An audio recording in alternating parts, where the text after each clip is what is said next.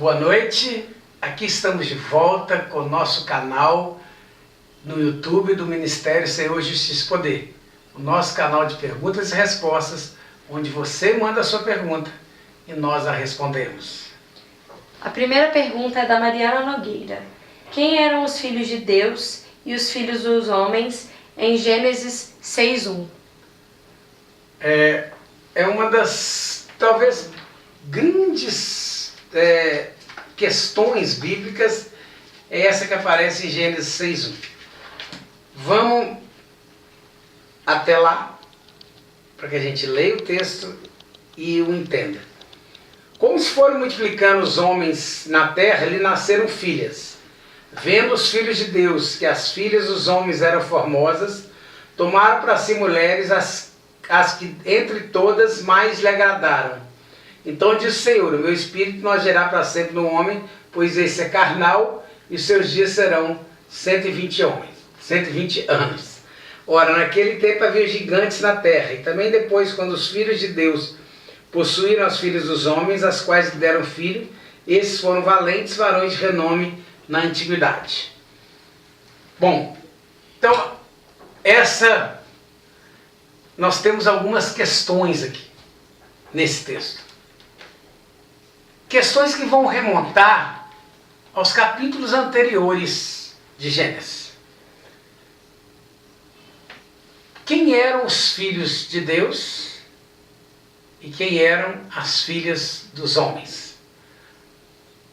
Já ouvi algumas explicações para isso. Por exemplo, as explicações que a geração de Sete eram os filhos de Deus e a geração de Caim as filhas dos homens. Não há nenhuma base bíblica para que nós distinguamos filhos de Deus de filhos dos homens pela genealogia de Sete e a genealogia de Caim. Não existe isso biblicamente para que nós possamos defender isso. A outra posição, que ela vai aparecer muito na chamada Apocalíptica Judaica, que são livros escritos durante o período intertestamentário, por exemplo, o livro de Enoque. Há então a defesa aí de que os filhos de Deus aí seriam anjos, ou anjos caídos, e que as filhas dos homens seriam então a descendência de Adão. Qual que é o problema desse texto? Porque qual que é a base para se afirmar que anjos eram filhos de Deus? A base está no capítulo 1 de Jó, quando diz que quando os filhos de Deus se apresentaram perante o Senhor, Satanás veio entre eles. A expressão filhos de Deus que está aí nesse texto de Gênesis 6 e a expressão de filhos de Deus que está lá no livro de Jó é igual no hebraico. Então, a partir daí, então, deduziria-se que não estamos tratando de anjos. Qual que é o problema desse texto? É que no momento em que os saduceus foram questionar Jesus, lá no Novo Testamento, Jesus afirma que no céu não se casa nem se dá em casamento, porque são como anjos que não têm sexo. Portanto, também não poderiam ser anjos, porque anjos não têm sexo. Como é que os anjos poderiam ter gerado filhos com as humanas? A terceira explicação, que é a que nós vamos ficar com ela aqui, diz respeito a duas espécies humanas. Quando a Bíblia fala da criação do homem em Gênesis 1, 26 e 27, quando a Bíblia fala da formação de Adão em Gênesis 2, nós temos características que diferem os dois textos. Por exemplo, no Gênesis 1, 26 e 27, homem e mulher são criados juntos. Lá em Gênesis 2, o homem é formado primeiro e a mulher depois. O Gênesis 1, 26 e 27, somente o Gênesis 1, 27, vai usar aquele mesmo verbo bará que aparece lá no primeiro versículo da Bíblia, Bereshit bara Elohim, E este Bará, que pode ser traduzido como criar do nada, mas demonstra algo que Deus fez com uma criação direta. Ou seja, Deus falou e foi feito. E o homem de Gênesis 2, não. Esse homem é formado do pó da terra. E ele é formado do pó da terra. E ali Deus sopra do seu espírito sobre este homem. Essas características diferentes, aliadas ao que está lá em Gênesis 4, quando Caim, ao pecar, fala com Deus assim: se eu sair pela terra errante, quem me encontrar vai me matar. Só via a família dele, quem era esse que poderia encontrar? Isso tudo leva a crer, então, que estamos tratando de duas espécies humanas, ambas criadas por Deus. O homem de Gênesis 26, 27 é uma espécie, e o homem de Gênesis 2, Adão e Eva, é uma outra espécie. Uma, de uma certa forma, vinda diretamente de Deus, da genealogia de Deus, e o outro, uma criatura de Deus.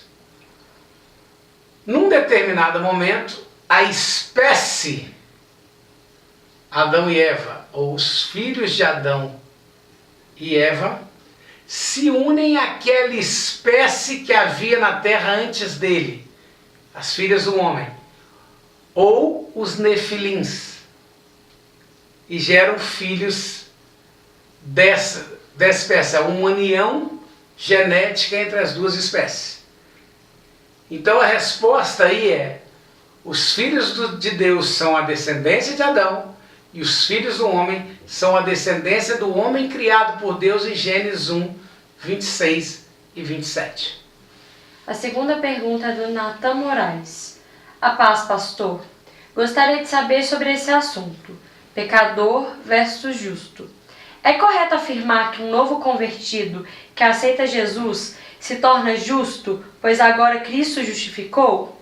Ele deixa de ser pecador? Com o Espírito Santo dentro dele, a natureza dele muda? Quando Deus olha para nós, ele vê a nós ou a Cristo? Tá, vamos tentar explicar isso dentro de uma visão tricotômica da humanidade. Ou seja, o ser humano, e aí dentro de uma antropologia cristã, nós temos dentro da Bíblia 4 espécies de seres humanos. O que a gente chama de homem edênico, aquele homem que existia lá no Éden. Aquele que a gente chama de homem pós-queda, o homem natural, ou aquele homem que vem da queda do homem. O homem cristão, e aquele que vai se manifestar no final dos tempos, que é o homem glorificado. Então essa é a base da antropologia cristã. Vamos então trabalhar a partir desse primeiro homem. Ou seja, a Bíblia diz que quando Deus soprou a ruá de Deus, ou o Espírito de Deus, sobre Adão, ou seja, quando parte do Espírito de Deus foi colocada dentro de Adão, Adão torna-se alma vivente, ou seja, a ruá de Deus em Adão, junto com o corpo de Adão, forma em Adão a nefesh de Adão, ou a alma vivente. Então nós temos um ser humano que é corpo, alma e espírito. Vem a queda do homem e entra uma quarta força, vamos dizer assim, dentro do homem, que a Bíblia chama de carne.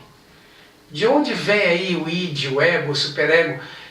A carne, então, vai transformar esse ser humano em corpo, alma e carne. E o espírito está lá, mas mortificado, adormecido. O cristão, ele nasce de novo do espírito, ou seja, o espírito humano nasce novamente.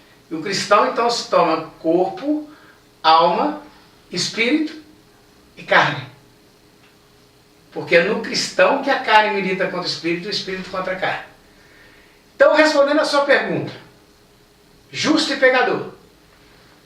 aquele que recebe Jesus Cristo, ele a partir daí é justo sim, porque ele foi regenerado, ele nasceu de novo, o espírito dele está novamente nascido. Ele é pecador? Não. Porque o que é um pecador? Aquele que está debaixo do domínio do pecado, sob o domínio do mal. Então o pecador é aquele em quem o pecado manda. A Bíblia fala que, a partir do momento que nós estamos debaixo da graça e não debaixo da lei, o pecado não tem mais domínio sobre nós. Então, deixamos de ser pecador lutando para ser santos, passamos a ser santos lutando contra o pecado. Por quê? Porque a carne continua ali, militando contra o espírito e o espírito contra a carne. A carne só milita contra o espírito contra a carne no cristão.